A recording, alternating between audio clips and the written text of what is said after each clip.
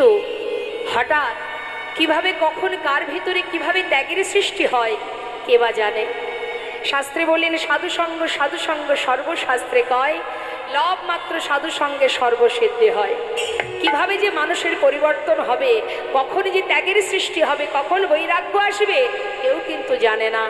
লালা সুন্দরভাবে সংসার করছে, সুখের আনন্দে দিন কেটে যায়, জমিদারি রক্ষা হয়, কিন্তু হঠাৎ একদিন তার দ্বারে এসে দাঁড়ালো একজন ভিখারি। ভিখারি এসে চিৎকার করে বললেন, ভিক্ষাং দেহি। লালা স্বয়ং নিজে নেমে এলেন। নিজে নেমে এসে সে দাঁড়িয়ে জিজ্ঞাসা করলেন দরজার কাছে, ও ভিখারি, তুমি ভিক্ষা করো কেন? ভিখারি বললেন, বাবু, আমি কেন ভিক্ষা করি জানো? বাবু গো, বাবু গো,